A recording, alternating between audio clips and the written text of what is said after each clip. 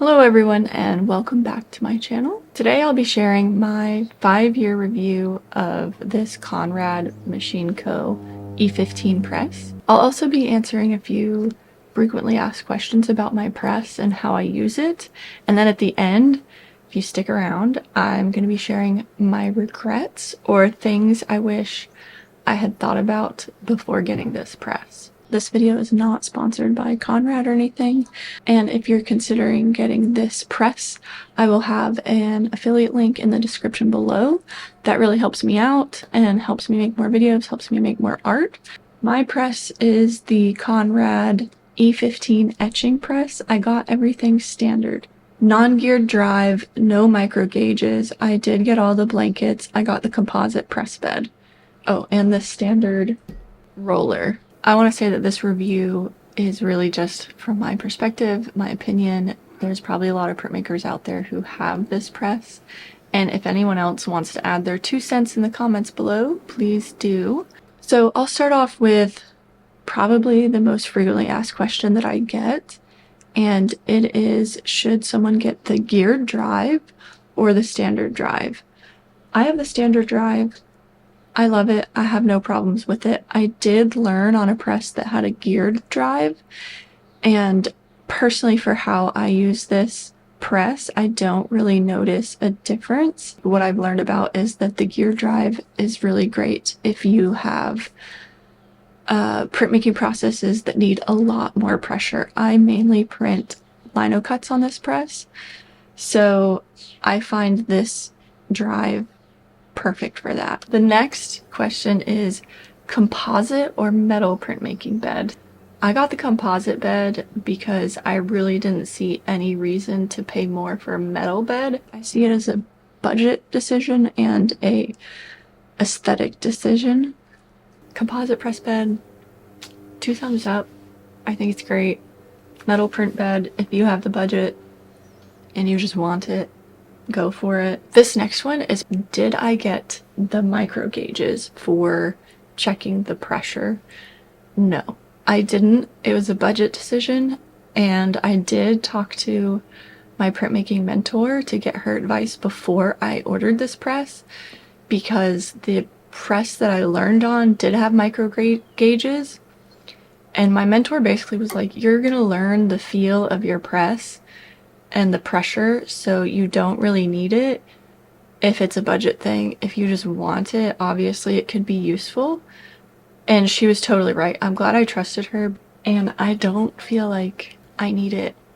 When you're printing, you'll just have to feel it out. I think that's kind of the fun part, because after having this press for so long, it makes me feel like I'm really connected to my press and a lot more in tune with my process instead of relying on numbers. I think if you're the numbers person, that's fine. If you have the budget, the micro gauges could be great.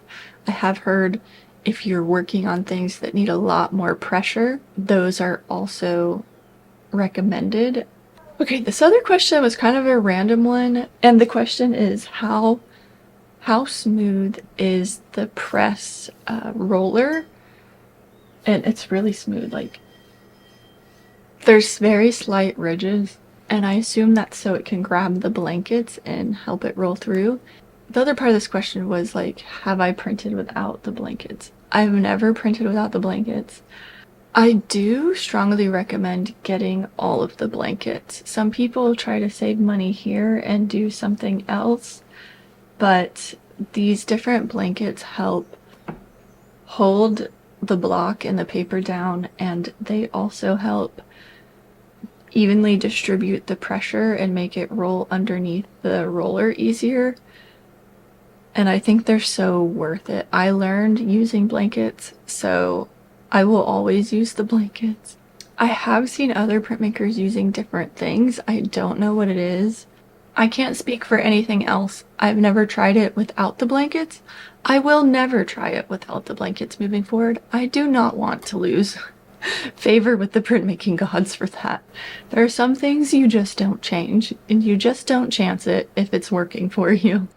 Okay, next question is, what size press should you get? You really just have to think about the paper size you want to print on, because the roller width is 15 inches. So the maximum width you could print on for this one is 15 inches. I personally only print a maximum of 14 by 17 now. I have tried 15 by 18. It works with some finagling, but for a smoother print process, I like 14 by 17 as my maximum paper size. The largest block I've printed on here is 12 by 16. Again, it worked with some finagling. You could print slightly larger. I just want the smoothest print process possible, so I stick to 11 by 14 on 14 by 17 paper. Types of printmaking that you can do with this press. They do say on their website what you can do with it. What I can speak for is linoleum or wood.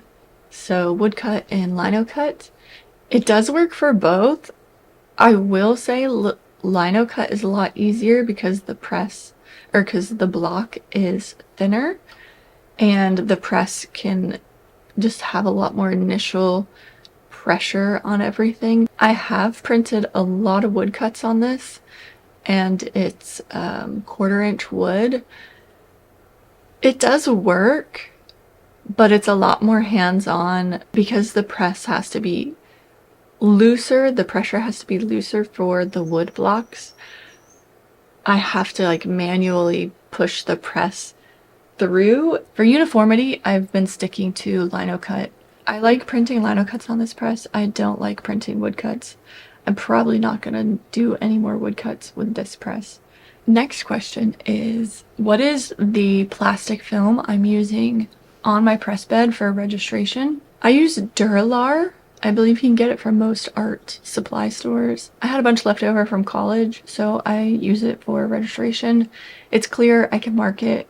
You can also use isopropyl alcohol to clean off any like Sharpie marks on it. If I do get ink on my press bed while I'm printing, then I can wipe it up really easily. Do I recommend Duralar? I don't think you need it. If I didn't have the Duralar, I would just mark straight on my press bed because, again, you can use isopropyl to clean it off of your press bed. Last frequently asked question is, how did I build my press stand? Or if I would recommend getting the press stand. Again, it just comes down to budget. If you have the budget, get the press stand. If you are handy with tools and think you could build a press stand, build a press stand. I don't think I'm qualified to really make a video about building a press stand or even sharing my plans for my press stand. At least when I bought my press, they had a press stand and they had like the graphic with the dimensions of it on there. So I just built my press stand with the exact same dimensions as their press stand. If you don't have the budget and you're not handy with tools, but you can thrift a pretty sturdy wood table, any sturdy table, a sturdy desk, I would say just go to your thrift store, look around for stuff, and you'll find something. You do want to bolt it down to something because that helps it with the pressure. It can get really wonky if it's not bolted into something. Things that I don't like about my press and my press setup is I feel like I made my press stand too short for my height. I don't like that slight hunch. I just have a slight hunch when I'm working, and when I print all day and I'm on my feet all day, I hate it. Last thing is, what do I regret most? And what I regret most about my press is not getting a bigger press. I wish I had saved a little more money and gotten a bigger press at the time. I kind of learned about another press after I bought this press. It was a speedball press and it was bigger for about the same price. And I was like, dang, I should have gotten that one. However, I can't tell you what that one is because they discontinued it. Yeah, even more regrets because I can't even get it now. However, I will say for like my daily printing, this press is great. It's a great size, especially for like the amount of room I have in my studio space. I'm kind of in a corner of my living room these days. I highly recommend this press if it's in your budget and you're running a business, especially. I don't feel like you need the nicest press out there to get good prints. I will say this press makes my printmaking process a lot easier and smoother. That's the end of my press review. I have a future video coming up where I'm going to be reviewing a lever press. If you're not familiar, this is a lever press. These are really popular on Instagram and the internet right now. So I'll be reviewing this in an upcoming video. Stay tuned. Thank you for watching and hanging out with me here on YouTube. Leave me a comment if you have any more questions, if there was something I didn't answer. And then if there's other printmakers in the community, feel free to answer stuff or put in your 2 cents. Don't forget to give me a thumbs up if you found this video helpful. If you did not find this video helpful, but you made it to the end, then give it a thumbs up too. I am not sponsored by Conrad in any way. This video is not sponsored. It's just me trying to help demystify some printmaking stuff out there. That's it. All right, well, take care. Happy printing.